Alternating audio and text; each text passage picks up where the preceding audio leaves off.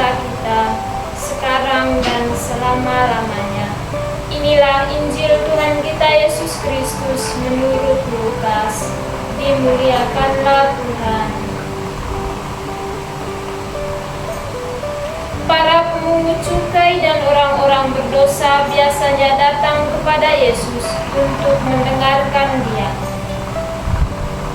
Maka bersungut-sungutlah orang-orang Farisi dan ahli-ahli Taurat, katanya, Ia menerima orang-orang berdosa dan makan bersama-sama dengan mereka. Lalu Ia mengatakan perumpamaan ini kepada mereka.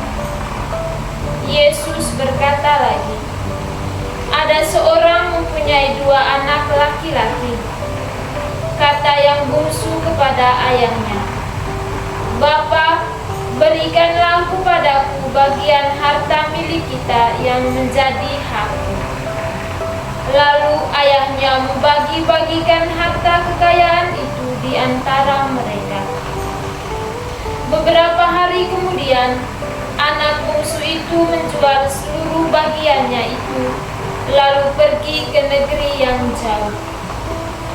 Di sana ia memboroskan harta miliknya itu dengan hidup berfoya-foya. Setelah dihabiskan semuanya, timbullah bencana kelaparan di dalam negeri itu, dan ia pun mulai melarat. Lalu ia pergi dan bekerja pada seorang majikan di negeri itu. Orang itu menyuruhnya ke ladang untuk menjaga babinya.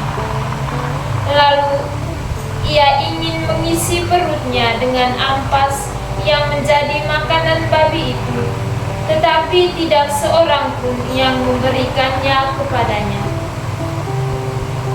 Lalu ia menyadari keadaannya, katanya, betapa banyaknya orang upahan Bapakku yang berlimpah-limpah makanannya, tetapi aku di sini mati kelaparan. Aku akan bangkit dan pergi kepada Bapakku dan berkata kepadanya, Bapa, aku telah berdosa terhadap surga dan terhadap Bapa. Aku tidak layak lagi disebutkan anak Bapa.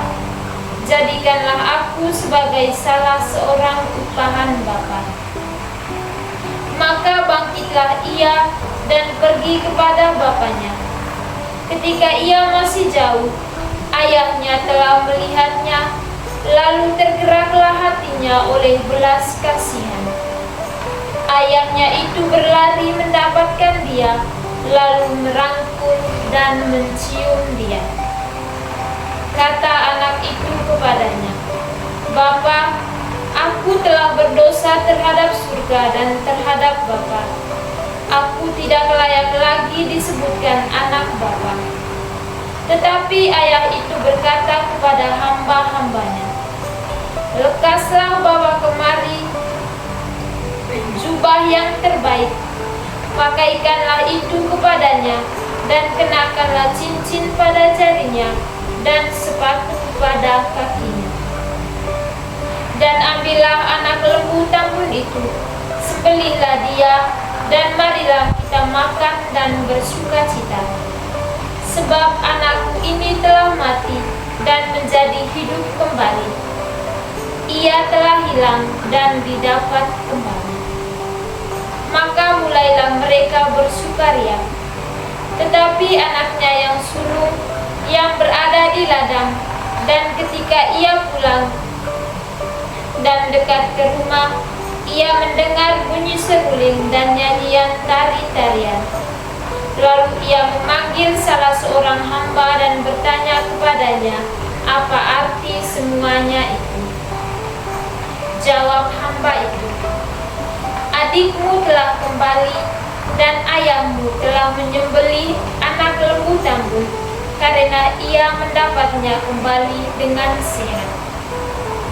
Maka marahlah anak sulung itu, dan ia tidak mau masuk. Lalu ayahnya keluar dan berbicara dengan dia. Tetapi ia menjawab ayahnya, katanya, telah bertahun-tahun aku melayani Bapa, dan belum pernah aku melanggar perintah Bapa. Tetapi kepadaku belum pernah Bapa memberikan seekor anak kambing untuk bersukacita dengan sahabat-sahabatku.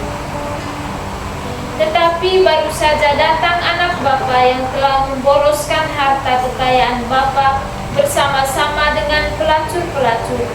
Maka Bapa menyembelih anak lembu tambun itu untuk dia.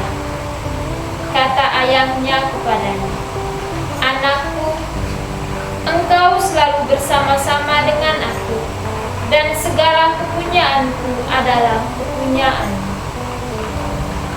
Kita patut bersukacita dan bergembira karena adikmu telah mati dan menjadi hidup kembali. Ia telah hilang dan didapat kembali." Demikianlah sabda Tuhan. Terpujilah Kristus. Kita patut bersukacita dan bergembira karena adikmu telah mati dan hidup kembali. Bapak, Ibu, saudara-saudari, umat beriman yang terkasih dalam Kristus Tuhan. Pada hari ini kita memasuki hari Minggu keempat masa Prapaskah, yang disebut juga Minggu Sukacita. Tuhan yang Maha Rahim menyiapkan santapan rohani yang sangat istimewa bagi jiwa kita melalui sabdanya yang menegaskan dan mengingatkan kita akan pentingnya pertobatan sejati yang datang dari ketulusan hati, kerendahan hati untuk mengakui kesalahan dan dosa di hadapan Tuhan dan sesama, kesadaran akan identitas diri kita sebagai pengikutnya, akan pentingnya memiliki hati yang berbelas kasih terhadap kelemahan sesama, dan penyesalan yang membawa sukacita baru bagi kita untuk kembali ke jalan yang benar, sehingga kita bisa sampai pada puncak dan tujuan perjalanan hidup kita, yakni Kristus sendiri.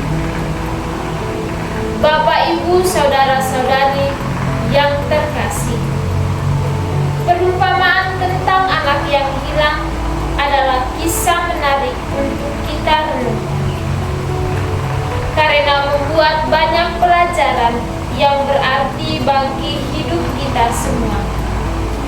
Di sana ada 3 tokoh yang berperan penting dengan kepribadian yang berbeda, yakni yang pertama Bapa. Bapa adalah seorang yang memiliki hati yang berbelas kasih. Yang kedua adalah anak sulung. Anak sulung adalah pribadi yang setia, namun memiliki hati yang pendendam. Dan yang ketiga adalah anak bungsu. Anak bungsu adalah seorang pendosa, namun dia mau bertobat dan kembali kepada Bapaknya. Dari ketiga tokoh yang memiliki kepribadian dan keunikan masing-masing ini, kita belajar bahwa kita semua adalah orang berdosa. Oleh karena itu, kita perlu menjadi anak yang selalu rendah hati, mau mengampuni, berusaha untuk menerima setiap realita hidup dengan penuh syukur dan sukacita, perlu memiliki sikap lepas bebas, kerelaan hati untuk meninggalkan ego masing-masing demi kemuliaan Allah dan kebahagiaan sesama, dan selalu berusaha untuk tidak berkeras hati terhadap Tuhan, serta memiliki hati yang mengampuni, karena pengampunan lebih berarti daripada dendam. Bapak, Ibu, saudara-saudari yang terkasih, bertolak dari bacaan suci yang telah kita dengar dan dari setiap pengalaman yang telah kita alami, yakni melalui perumpamaan tentang anak yang hilang ini, ada 3 hal penting yang menjadi bekal rohani bagi kita di sepanjang hari ini. Yang pertama, kesadaran dan penyesalan penyesalan serta pengakuan dosa.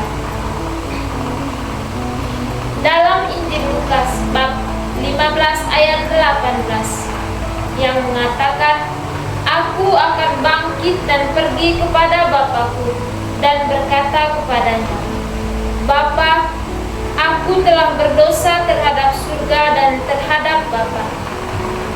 Dan ayat 21, "Bapa, aku telah berdosa terhadap surga dan terhadap Bapa. Aku tidak layak lagi disebut anak Bapa." Di sini, terutama melalui kedua ayat ini, kita semua diajak untuk menyadari dosa-dosa kita, membangkitkan rasa sesal di dalam hati, serta dengan rendah hati mengakui dosa-dosa kita di hadapan Tuhan dan sesama kita. Yang kedua, berpartisipasi. Berpartisipasi dalam karya Bapa untuk menyelamatkan orang berdosa, bukan seperti anak yang sulung yang menganggap diri suci dan tidak berdosa, sehingga timbullah rasa iri terhadap adiknya. Namun, Allah mengharapkan kita semua untuk bekerja sama atau terlibat aktif dalam karya keselamatannya melalui doa, tutur kata yang baik, dan tindakan nyata atau kesaksian hidup kita sehari-hari. Yang ketiga, penerimaan dan kasih. Dalam ayat 22 mengatakan, "Tetapi Bapa itu berkata kepada hamba-hambanya, lekaslah bawa kemari pakaian yang terbaik, pakaikanlah itu kepadanya, kenakanlah cincin pada jarinya, dan sepatu pada kakinya." Melalui ayat ini, kita semua diajak untuk seperti Bapa, bukan seperti si sulung atau si bungsu.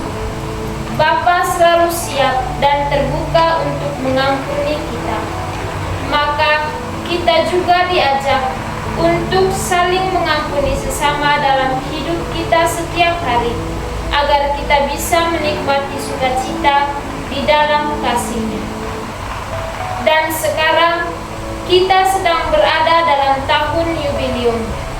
Seperti kata-kata Paus Fransiskus, kita menjadi tanda pengharapan yang nyata bagi saudara-saudara kita yang hidup dalam berbagai kesulitan. Semoga sabda Tuhan yang telah kita dengar dan kita renungkan pada hari Minggu Prapaskah yang keempat atau Minggu Sukacita ini membantu kita untuk terus membaharui diri.